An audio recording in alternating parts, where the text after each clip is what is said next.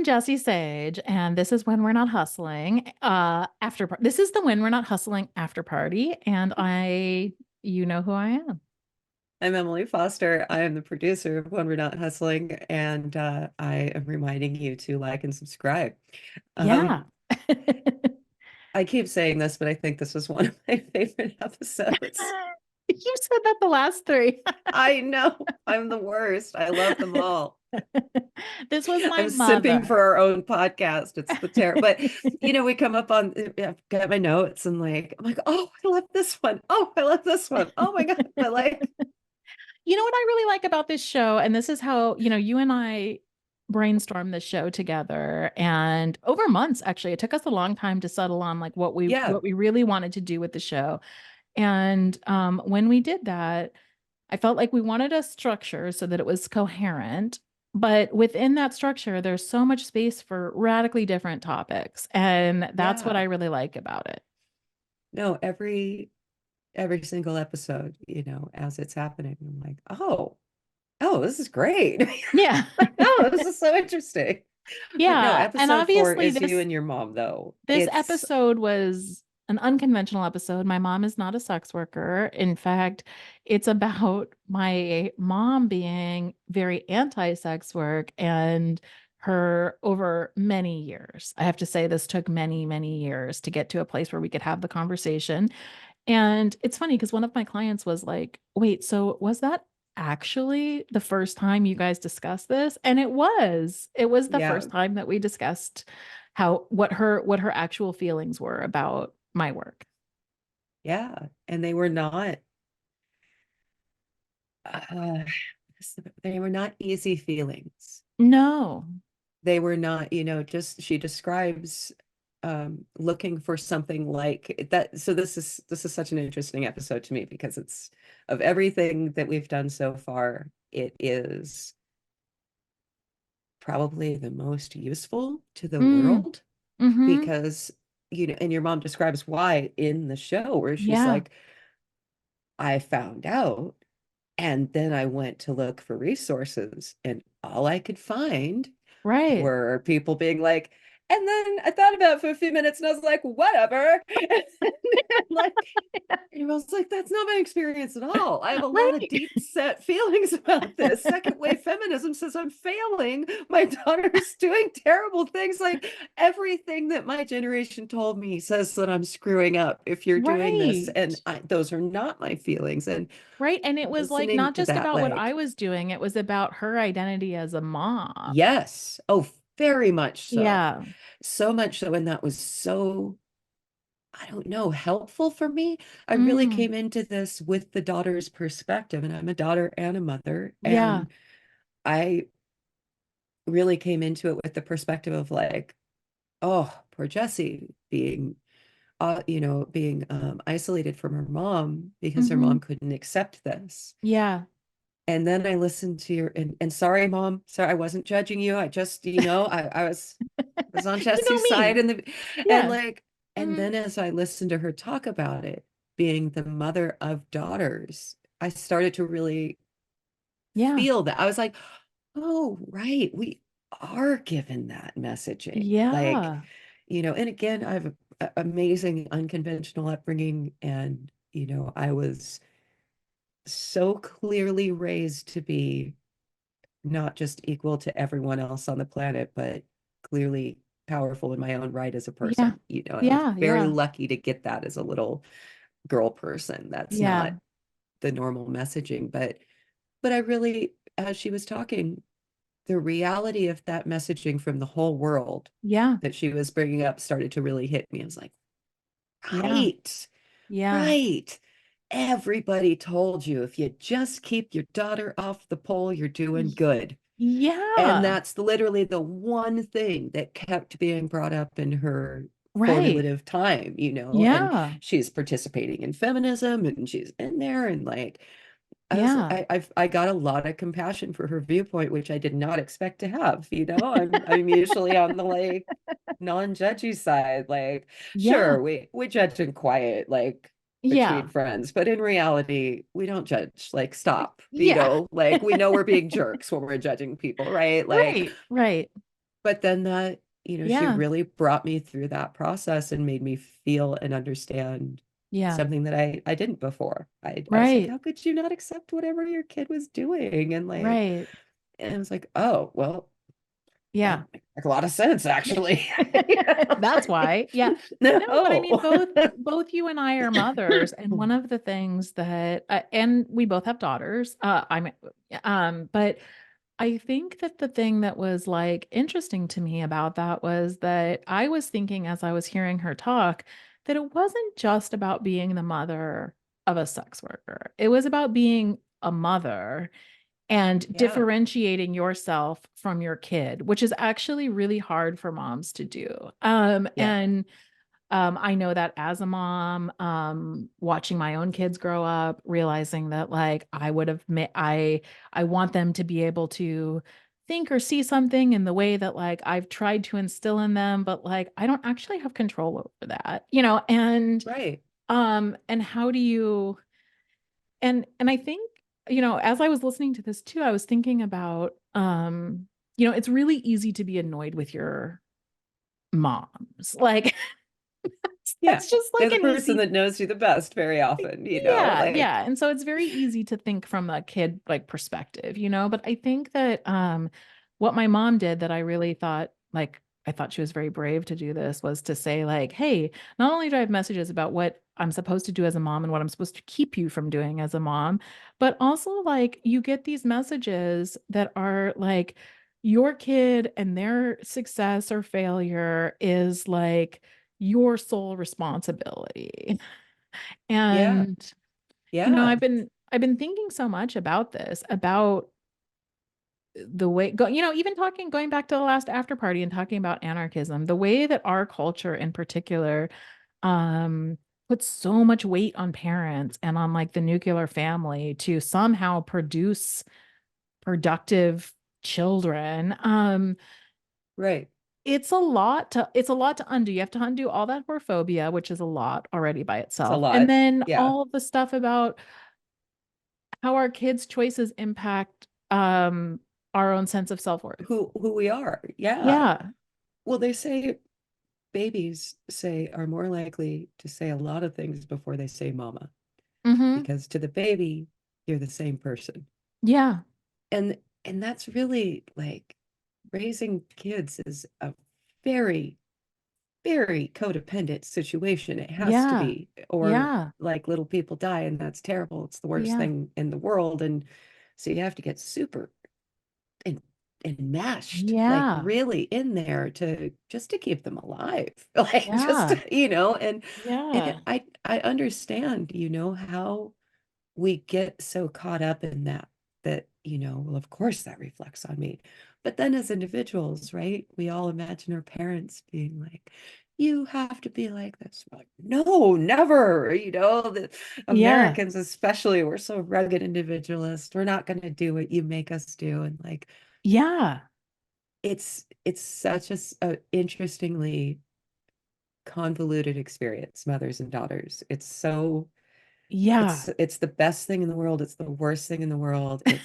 It's never easy. It's Yeah. always amazing. It's this whole thing. And I just through this whole interview, and this was the only interview that we've done that I was not producing. I was not there for this. This was Oh, just a right. private conversation that you guys Yeah, had. I wasn't So, even, and that's a thing that I don't even think I said on the podcast, which is that I was never intending for this to be right, a podcast episode. I just recorded it because I was writing an article and wanted quotes from my mom. right. And then I was like, wow, somebody probably needs to hear this. No, it really felt like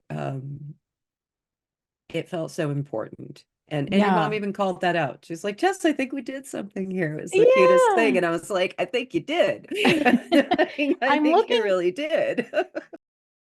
Yeah, I mean, I think that like going back to this idea of like mothers and daughters, but and their children being so like a mesh. Sarah Manguso writes this book, Ongoingness, the End of a Diary, which I very much suggest. It's a very good book. And in it, she's talking about how her world shifted after she gave birth to her son. and she says, I used to exist against the continuity of time. Then I became my baby's continuity, a background of ongoing time for him to live against. I was the warmth and milk that was always there for him, the agent of comfort that was always there for him. My body, my life became the landscape of my son's life. I am no longer merely a thing living in the world. I am a world. And Mm, that was like so I it's so that critical. Yeah. whole thing was really touching to me when I read it because I remember thinking that motherhood is not something, it's not just a relationship. It's like a complete ontological change in like who you Yeah. are in the world. You become a world for this small person, like you're saying. Yeah. You're not just like somebody going around doing your thing. Trying, No. you become an entire world for somebody else for so long. It's such a prolonged process.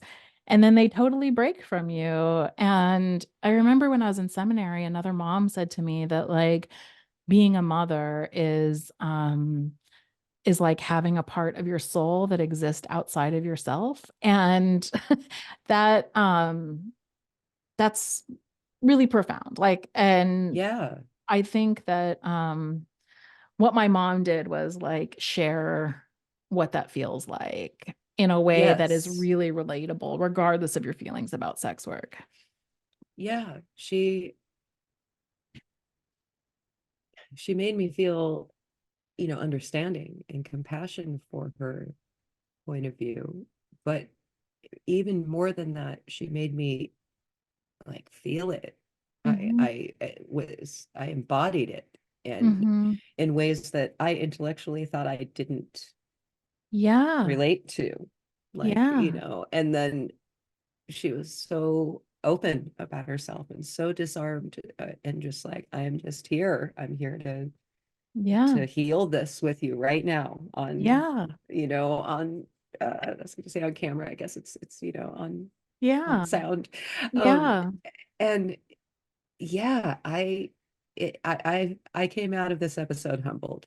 I came out of Yeah. it being like, I am a lot more judgy than I think, and I need to call my Mm. daughter. And Yeah. like, Yeah. just um yeah, it was really beautiful. Yeah. And the interesting Yeah, thing is, my mom said something really interesting or really similar to what you said in the aftermath of the episode, which is that I said to her, I was like, "Oh, I think I showed her something that another sex worker wrote me that was like, "Oh, I want to show this to my parents. This may be really right. help healing, blah blah blah blah." My mom was like, "I feel so dumb right now." And I was like, "Why?" And she's like, "It never occurred to me to think about this from the perspective of the sex worker. When I was talking to parents, you know, Right. and she was like, I didn't think about it from like, I wanted to help parents. I didn't think it would help sex workers. And I was like, Right. no, that's not stupid. Like, we obviously see like through our own lens, and what you're Yeah, saying is the exact same thing, which is, it's same thing. I came in on your perspective, and like, yeah, that's who I, and then by the end I was like, oh, actually, whoa, okay, yeah. yeah, Not only do you bring up some good points, you kind of unearth some stuff in me I didn't realize I was like, yeah, hmm, like, it hmm, was really, yeah, yeah. I mean, to yeah, echo your mom, I think he did something there. yeah, yeah, yeah. I think Yeah, that's and a you good guys are note. also so sweet. You're so similar and sweet, and very different people too. Yeah. I It was really especially, funny. So my clients, like several of my clients said, "Oh my gosh, it was weird listening to it because I hear you and your right. mom." Yeah. No, my husband has a beautiful statement. He's like, we're all amazing individuals until you see us with our family. And then you're like, oh, there's more of them. That's so true. It's, it's true. It's like, well, yes, environment does play some, but Another yeah. comedian that I like, Taylor Tomlinson, like is also a Oh, I young love her. woman. She's She is so so funny. cute. Yeah. She's very cute. And she has this bit where she talks about the fact that when you're dating someone and they take you home to meet the parents, it's not about like, oh, this is going to be great. I'll introduce you to my parents. She's like, it's returning to the scene of the crime. That's so apt. Oh my God. Well, you think That's I'm really crazy? good. Yeah. Here you go. I'm about to confirm it, and you're going to see exactly what it's going to look like as it matures. Would you like to see it laterally? Here are my siblings. Would you like to see it hierarchically? Here are my parents. Exactly. Yeah. Yeah. But yeah, Yeah. so it was a very like it's my favorite episode that I've like ever done, and I've done a lot of different things, and it's because it was my mom, and it was very Yeah. special to me, and I'm like always going to be grateful that she was like brave enough to be like, okay, yeah, I'll tell you. I'll tell you why I don't think you should Yeah. suck dick for a living, and I'll do it on the record. And I'll do it on record for Yeah. everyone to hear. I'll tell Yeah. you why. I'll tell you how we got here. No, and you know, where she ended up, Right. it was so powerful that Hmm. by letting letting you be free with whatever Yeah. you were doing, she herself was freed. Yeah. And that Hmm. just that hit so deep. It was Yeah. like, right, right. Yeah. Forgiveness comes Right. for both parties. Like, Yeah. Hmm. understanding comes for both parties. It's not just, I think that's really, yeah, if Yeah. anything, that's what this episode brings up. Like, whatever your point of view, Yeah. it's probably helping someone else in a very different way Yeah. than you think. Right. One of this isn't even about her and I, but one of the most profound things that I thought she said in the episode was she was talking about, and it's just like been seared into my head since then, Mm, is when she was talking about not judging other people. And she said, and she just brought up homelessness as an example, but she was like, I can never judge somebody for that. Like, and we have all these like cultural messages of like, well, they did this, so this is the reason. And right, she said, so what? Don't we all make the worst things in our lives happen? And right. I was like, damn, mom. Yeah, we do. I mean, bad things happen to It's us, but us. like, but, It's but who are we to say like, oh, well, you did this? Like, right. we all do things that make us miserable. No, it's something I've told a friend that I help just sort of navigate his understanding of the world. I'm sort of Hmm. that person in his life. And Yeah. I'm like, okay, so I've got some good news and some bad news. The bad news is it's all you and it's all your fault. The good news is it's all you and you can change all of it. Yeah. It's Yeah. like, and that's, it's like, yeah, I am the agent of destruction of my life, but I'm also the agent of joy and Yeah. replenishment. And it's up to me. It's just Yeah. hard work. That's all. Yeah. It's just hard. Yes. You just have to do it. You And just that's have to do easier it. said than done. Yeah. Yeah. No, I mean, Yeah. this conversation, I mean, we're making light of it, but it was also a really heavy conversation because it Yeah. was Hmm. years in the making. There It was was. Yeah. many, many, many years of Right. not having your mom in your life before that Right. And then there conversation. was And years where like, like she was in my life and I would talk to her, but like she even said we were tiptoeing around everything. Like right, I was avoiding her when I was traveling for work because I did not want, where are you? What are you doing? Oh, right, I'm in New York or I'm in Cleveland or like, why are right. you there? What do you do? Like, and I'm 45 years old. Right. I'm 45 years old and I've been living on my own since I was 18. I do not like Yeah, parent-child relationships are weird. they're so strange. But yeah, Yeah. I'm so excited for the next phase of you guys' relationship. Yeah. Like, Hmm. and it was really generous to share that with everybody, to Yeah. to be like, "Yeah, this is one of the more intimate and complicated moments in my life. You can all join me." Yeah. Like, Yeah. Yeah. it's really, thank you Yeah. for doing that. Like, Yeah. yeah, Well, I mean, I thank my this whole mom for show in that. general, thank you for doing it, but Yeah. yeah, that was a really good Yeah. one. Yeah. Ah. So on that note, you can like us, subscribe to us, leave us comments, tell us what you think of the after party, and the show in general, and listen to the episode. Episode 4 is with Jessie's mom. She has no name. She's No, Jessie's mom. she's just Jesse's mom. She's a You know, role. people though were like, you should have Jessie's mom back on. And I think that we will, because I she's agree. cool. Yeah. I think some reaction videos with your mom would be amazing. Yeah. Yeah.